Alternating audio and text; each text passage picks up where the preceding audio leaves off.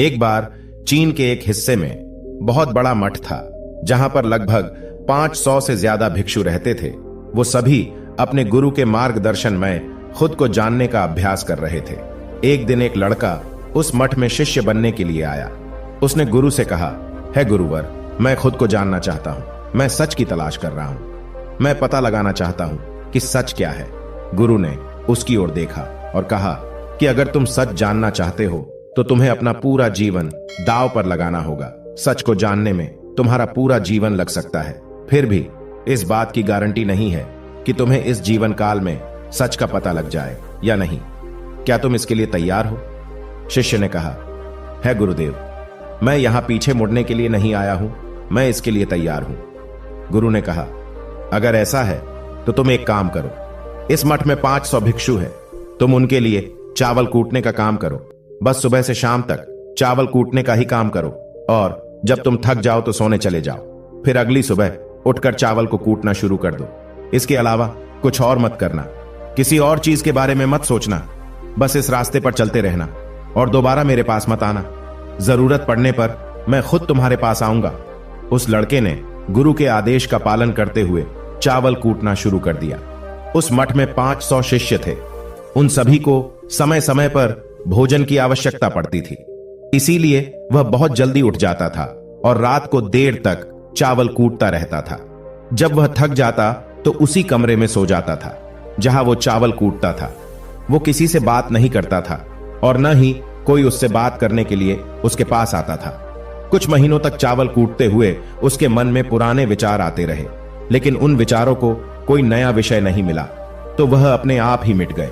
धीरे धीरे उसके मन में विचार कम होने लगे। कुछ सालों के बाद वो अपना नाम तक ही भूल गया। वह हमेशा चुप रहता और विचारहीन अवस्था में बस चावल कूटता रहता था। उसने न तो कभी ध्यान किया था और न कभी शास्त्र पढ़ा था। मठ के बाकी शिष्य उसे मूर्ख समझते थे। ऐसा करते हुए 12 वर्ष बीत गए। फिर एक दिन गुरु ने घोषणा की, अब मेरा आखिरी समय आ रहा है और मुझे अपना उत्तराधिकारी चुनना है जो मेरे बाद मठ का मुखिया होगा। इसीलिए मेरा कोई भी शिष्य है जिससे लगता है कि वह आत्मनिर्भर हो गया है और उससे खुद को जान लिया है, तो वह रात को मेरे दरवाजे के पास आकर इस दीवार पर कुछ पंक्तियां लिखे जिसमें उसकी जिंदगी का सारा अनुभव समाया हो। कई शिष्यों ने ऐसा करने के बारे में सोचा, पर मठ के प्रमुख शिष्यों में से एक शिष्य ने वहां जाकर कुछ पंक्तियां लिखी। उसे बौद्ध धर्म और ग्रंथों का बहुत ज्ञान था। सभी शिष्यों को लगता था कि वो इस मठ का उत्तराधिकारी बन सकता है। उसने लिखा था कि मन एक दर्पण की तरह है जिस पर विचारों और इच्छाओं की धूल जमा हो जाती है। इस धूल को हटाने के लिए ही ध्यान है। जिसकी धूल हट जाती है और मन का दर्पण साफ हो जाता है, वो मोक्ष को प्राप्त कर लेता है।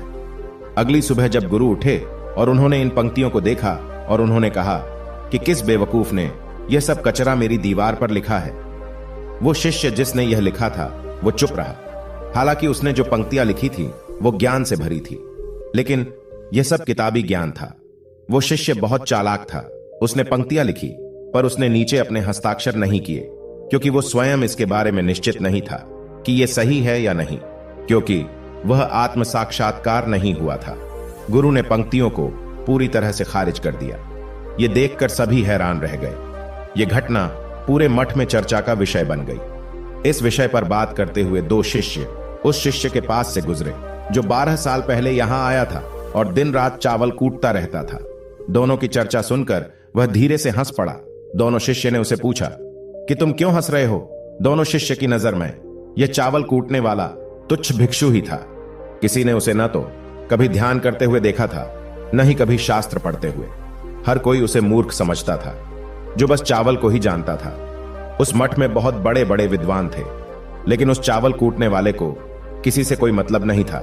इसीलिए वह दोनों शिष्य उसे मुस्कुराता हुआ देखकर हैरान रह गए। उन्होंने फिर उससे पूछा कि तुम क्यों हंस रहे हो? उसने जवाब दिया, मैं इसीलिए हंस रहा हूं कि गुरुवर सही बोल रहे हैं। ये सब पंक्तियां कचरा है, इन पंक्तियों का कोई मूल्य नहीं है। वो दोनों शिष्य चौंक गए। उन्होंने उसे पूछा कि क्या तुम ऐसी पंक्तियां लिख सकते हो जो इससे भी बेहतर हो? चावल पीसने वाले ने जवाब दिया, नहीं, क्योंकि मैं अनपढ़ हूं, लेकिन हां, मैं कुछ पंक्तियां कह सकता हूं। अगर तुम उन पंक्तियों को लिख सकते हो तो मैं तुम्हारे साथ जाने के लिए तैयार हूं। उन दोनों शिष्यों ने कहा, ठीक है। वह गुरु के कमरे के पास गए और चावल कूटने वाले ने कुछ पंक्तियां बोली और दूसरे शिष्य ने उस दीवार पर लिख दिया और उन पंक्तियों के नीचे लिख दिया कि चावल कूटने वाला वर्टिकल बार। उन्हें लगा कि मास्टर इस पर भी गुस्सा करेंगे। जो पंक्तियों उसने लिखने के लिए कहा था बहुत अद्भुत थी वो पंक्तियां। मन तो बस एक का भ्रम है, न तो मन है न ही मन का कोई दर्पण है, और जब मन ही नहीं है तो धूल कहां ठहरेगी। जो ये जानता है वो सच को जान गया। जब गुरु ने ये पंक्तियां देखी तो वे आधी रात को उठे और चावल कूटने वाले के पास गए। वह सो रहा था। गुरु ने उसे जगाया और कहा कि ये लो मेरी छड़ी और मेरे वस्त्र ले लो, आज से तुम मेरे उत्तराधिकारी हो। लेकिन इस मठ को छोड़कर कहीं दूर चले जाओ, क्योंकि इस मठ में बहुत सारे विद्वान हैं जो खुद को तुमसे ज्यादा श्रेष्ठ मानते हैं और वो तुम्हें मार देंगे। वो इस बात को बर्दाश्त नहीं कर सकते कि एक साधारण सा चावल कूटने वाला उनसे ज्यादा विद्वान निकला। तुम्हें वह सारा ज्ञान हो गया है जो मुझे है। तुम्हें यह सारा ज्ञान चावल कूटते कूटते हुआ है, और मुझे पता है कि तुम जहां भी जाओगे लोग तुम्हारे पास आने लगेंगे, क्योंकि जब कोई फूल खिलता है तो उसकी महक हर तरफ फैलने लगती है। उसने अपने गुरु के पैर छुए और रात को ही वहां से चला गया। दोस्तों, अगर हम अपनी जिंदगी में देखें तो पाएंगे कि बहुत से लोग सोचते हैं कि ध्यान केवल एक ही जगह बैठकर आंखें बंद करके ही किया जा सकता है, लेकिन हकीकत में ऐसा नहीं है।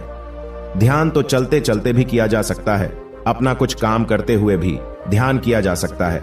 असल में ध्यान का मतलब यह है कि आप जो भी काम कर रहे हैं उसे अपनी ईमानदारी से करें, कि आपको आपके शरीर का ख्याल भी ना रहे। बिल्कुल उस चावल पीसने वाले की तरह जो चावल कूटने में इतना मग्न हो गया कि उसको खुद का कोई ख्याल ही नहीं रहा। उसने चावल कूटते हुए ही आत्म साक्षात्कार प्राप्त कर लिया। हर समय वर्तमान में रहना और कुछ नहीं सोचना मन तब तक ही है जब तक विचार है। जब विचार ही नहीं रहेंगे तो मन भी गायब हो जाएगा। जब मन ही नहीं रहेगा तभी तुम अपने आप को अच्छे से जान पाओगे।